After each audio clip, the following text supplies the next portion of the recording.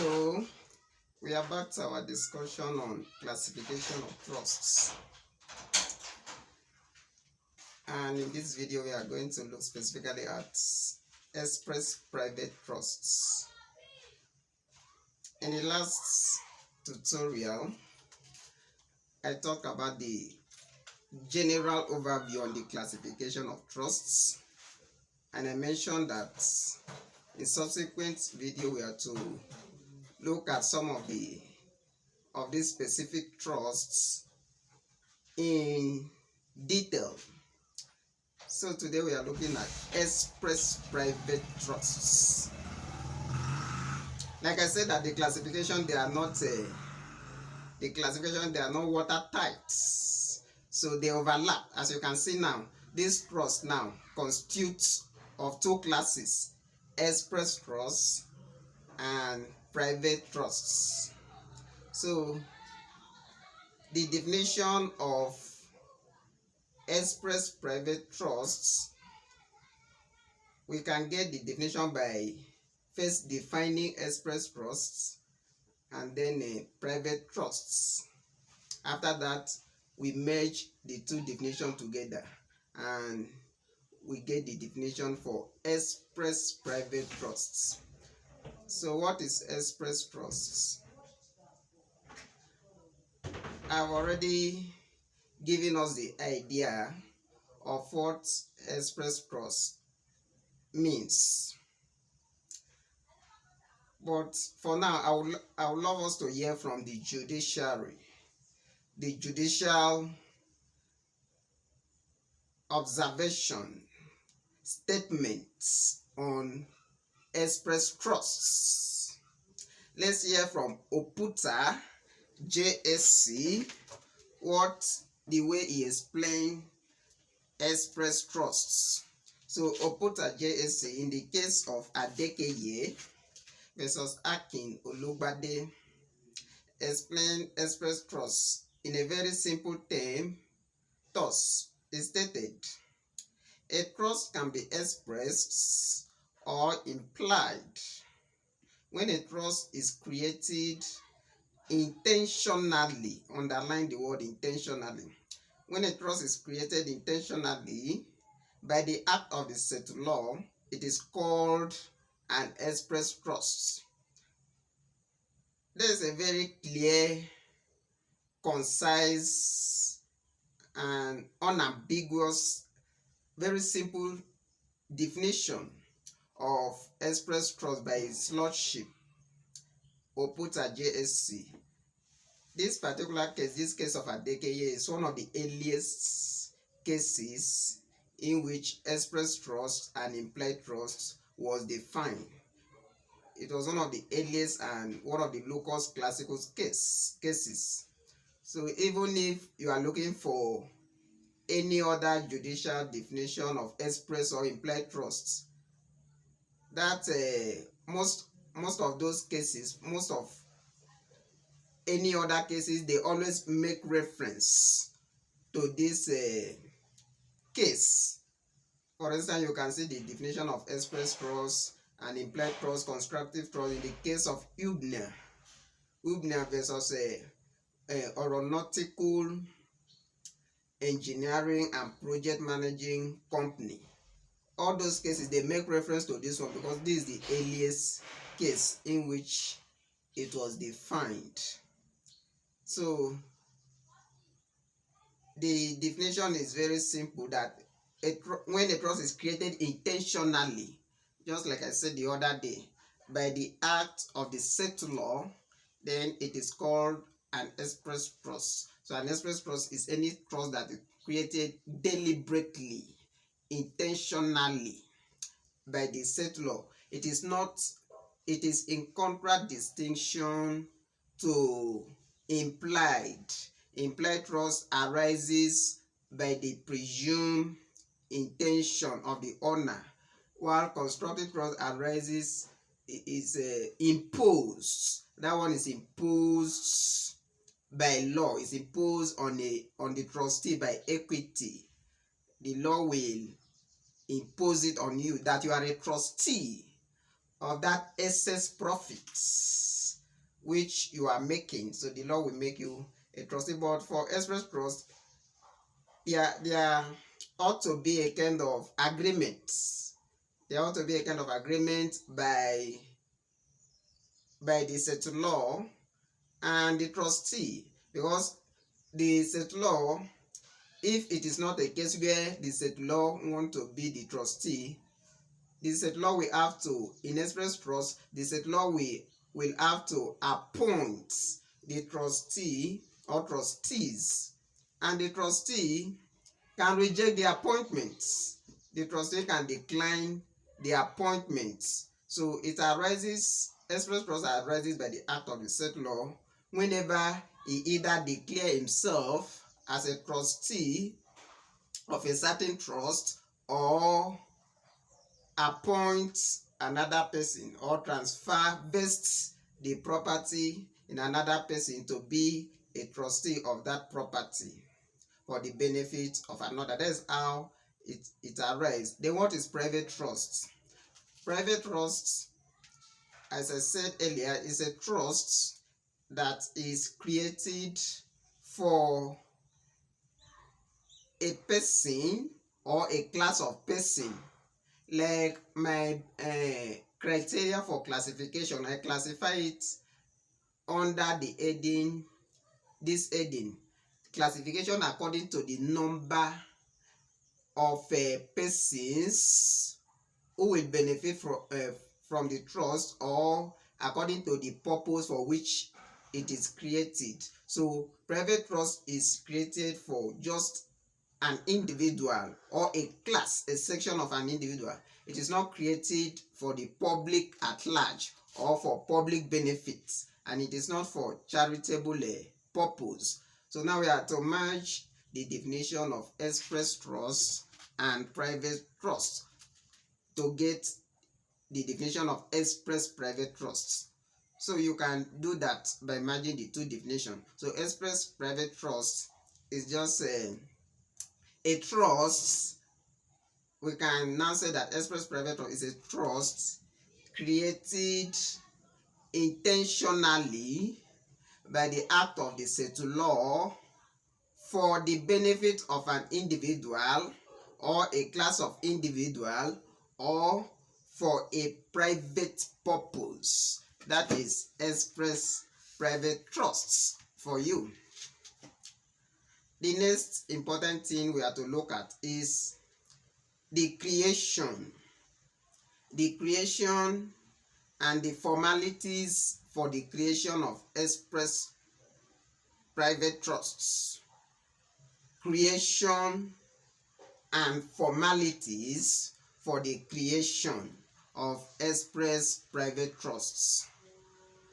How is express private trust created, and what are the formalities to be followed in creating an express private trust?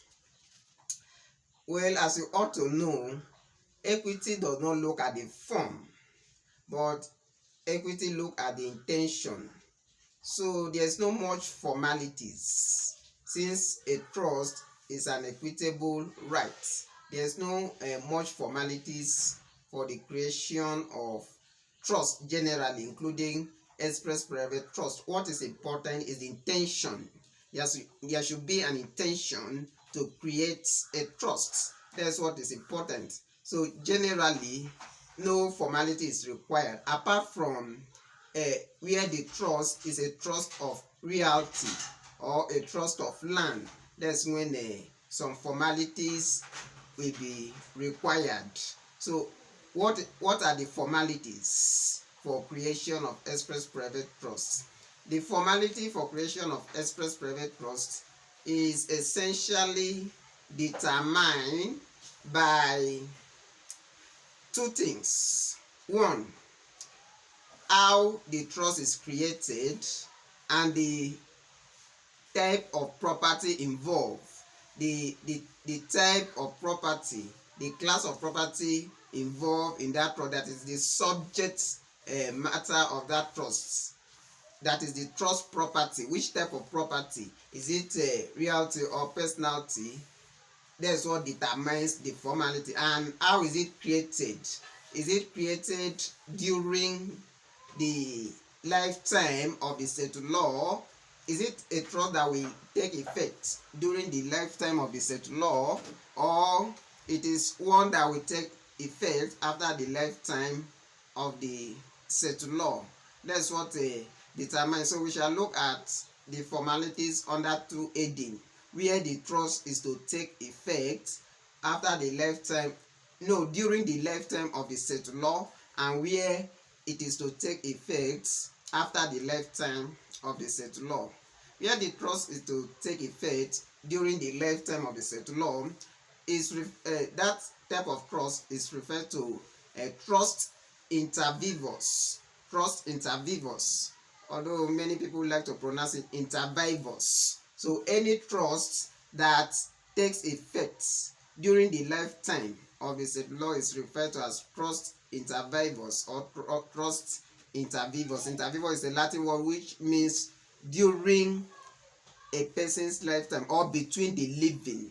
Any transaction that takes place between two living parties, then that is inter vivos. So where the trust is to take effect or become operative during the lifetime of the settlor, then there are two methods of creating. The two methods is by declaration inter vivos. By declaration inter vivos. Declaration inter vivos is if the property is a personality, then it is created by declaration inter vivos. Declaration inter vivos is sufficient where the property is personality, but where the property involves land or realty, then it is created by conveyance inter vivos. Conveyance inter vivos.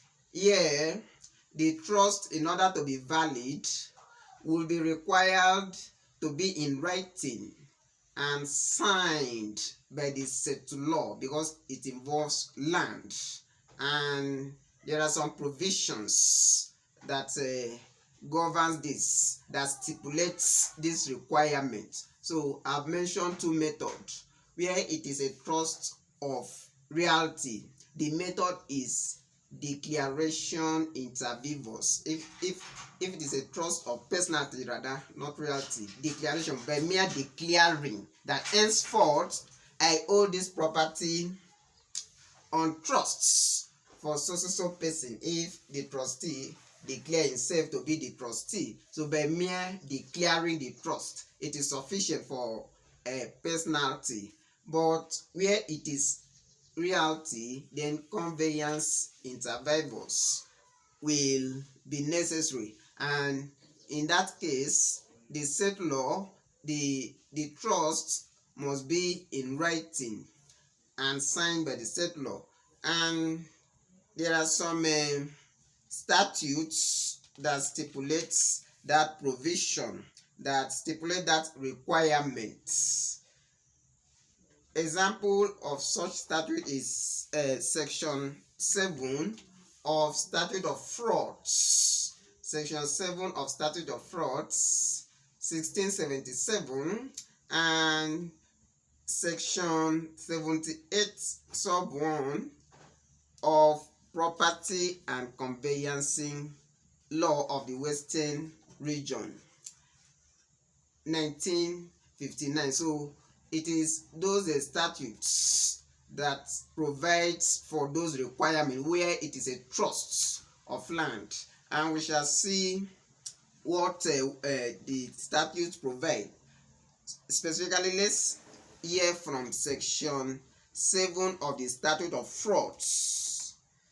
Section 7 of the Statute of Frauds, permit me to read from here, provides all declaration or creation of trusts or confidences of any land, underline any land,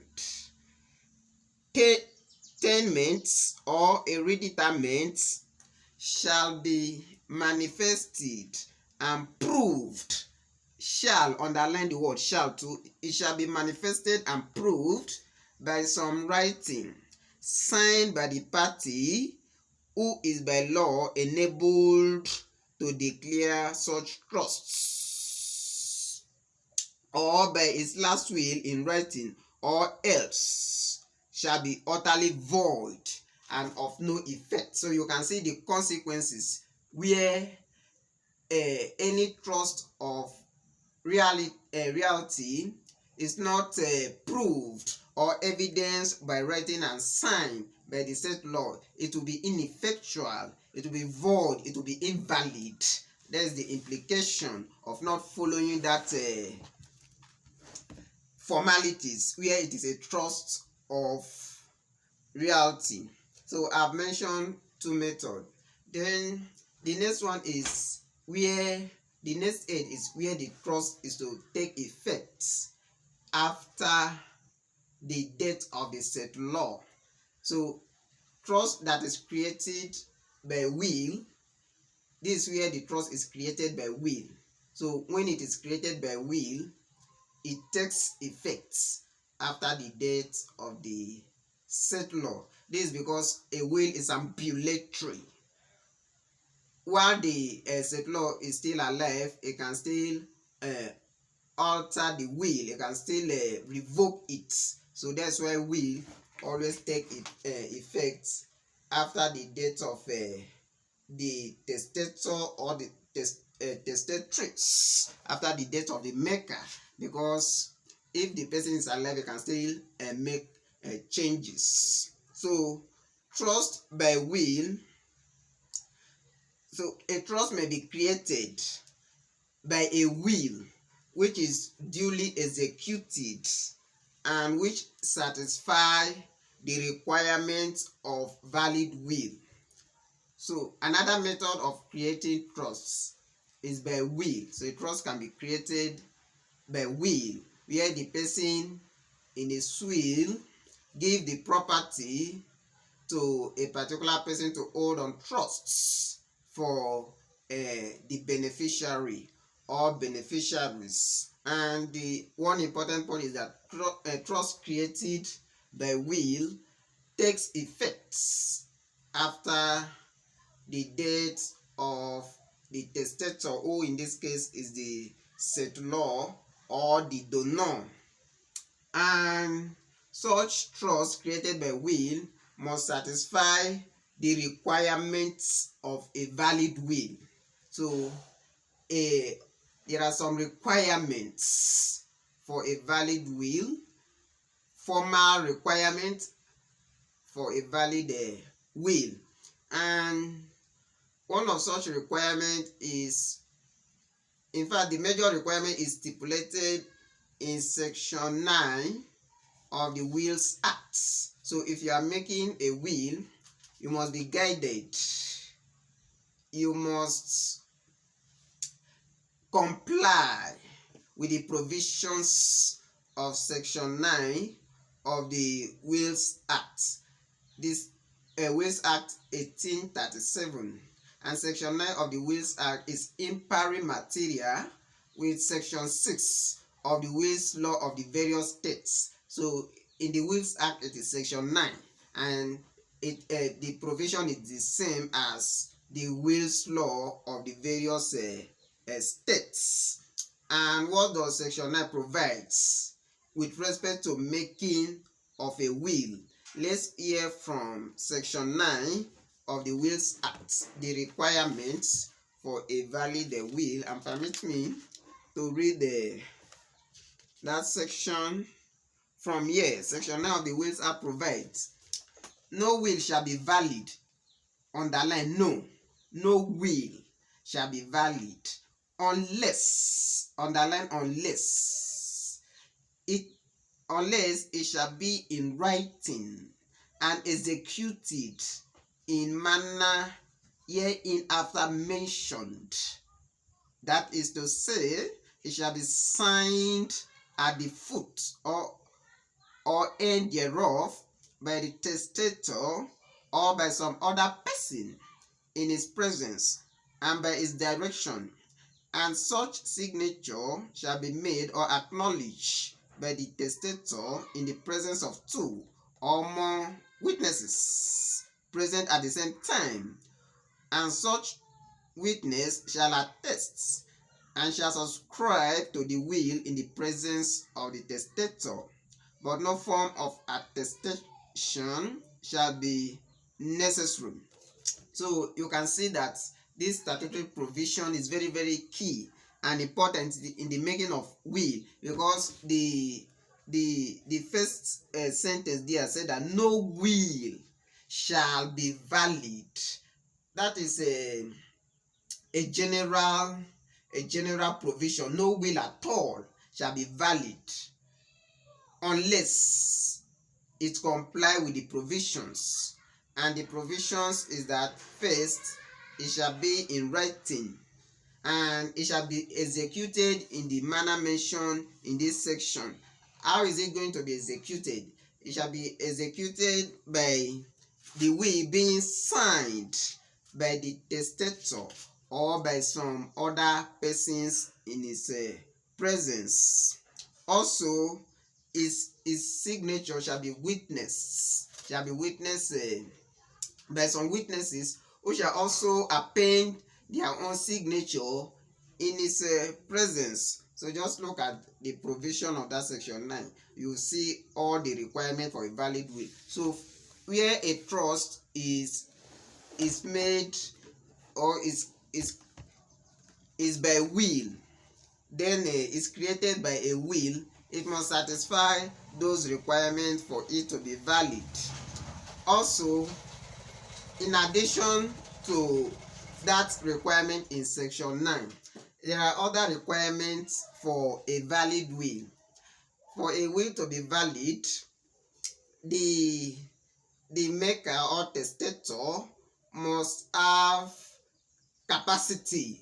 So the testator must have capacity to make a will, and the testator must also have a sound disposing mind. It must be of sound mind for a will to be valid.